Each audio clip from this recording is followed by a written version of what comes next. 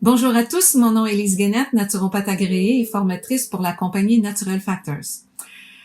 Alors, il y a toutes sortes de circonstances qui nous amènent à sortir de notre zone de confort, mais ça nous permet de rester en contact. Tout d'abord, j'aimerais féliciter René Frappier et Expo Manger Santé pour cette belle initiative qui nous conduit directement à vous et qui nous permet de continuer de vous informer, parce que c'est important, surtout par les temps qui courent, d'être en bonne santé et de le rester.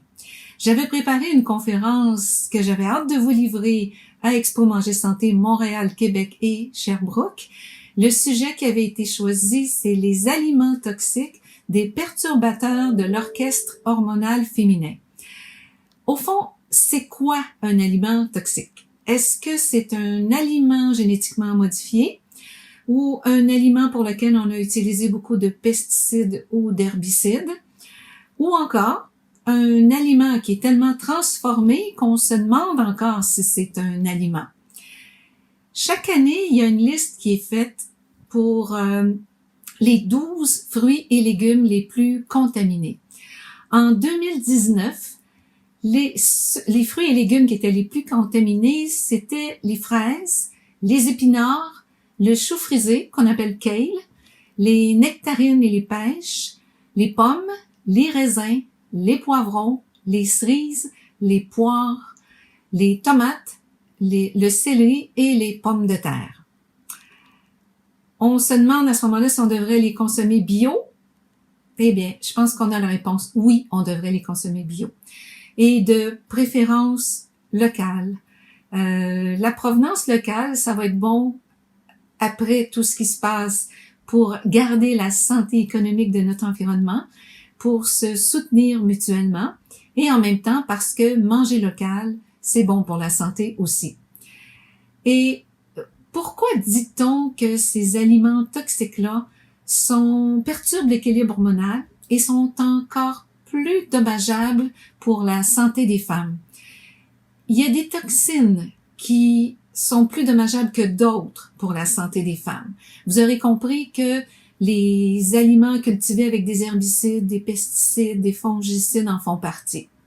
Mais il y a beaucoup plus dans notre environnement que juste les aliments. On dit qu'on vit dans une soupe toxique, que chaque année, il y a plus de 21 milliards de livres de produits chimiques qui sont rejetés dans l'environnement par les industries. Et de ce nombre-là, 4,5 milliards de livres sont des aliments cancérigènes qui sont connus.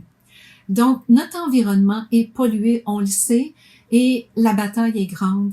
Et je pense que la conscience collective se réveille à ce niveau-là aussi. En plus des aliments toxiques, il y a des sources domestiques de toxines qu'on a dans notre maison qui sont des perturbateurs endocriniens, qui perturbent l'équilibre hormonal de la femme.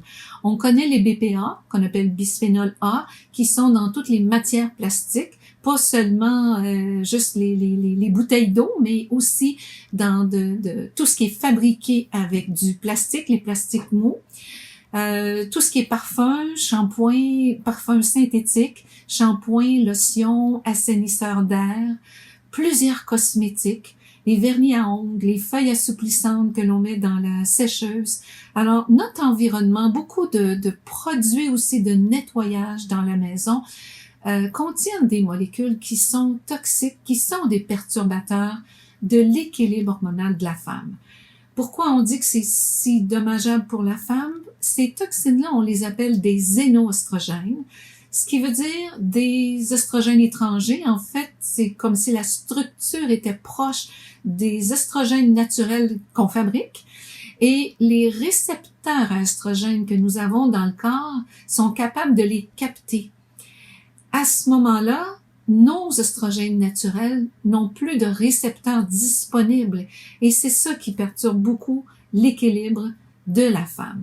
Beaucoup de symptômes, beaucoup de problèmes de santé très féminins et c'est pas dans la tête des femmes que ça se passe, perturbe cet équilibre-là. Qu'est-ce qui se passe? Quels sont les symptômes et quels sont les problèmes de santé?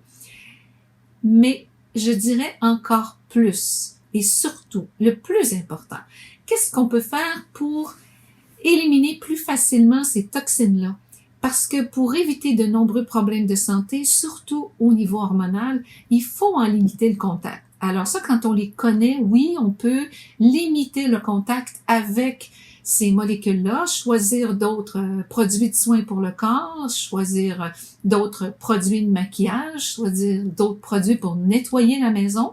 On peut faire tout ça, mais aussi, vu qu'on en a tellement partout que c'est difficile d'être protégé, qu'est-ce qu'on peut faire pour les éliminer, pour les sortir de l'organisme? Quels sont les aliments à privilégier? Quels sont les nutriments à privilégier?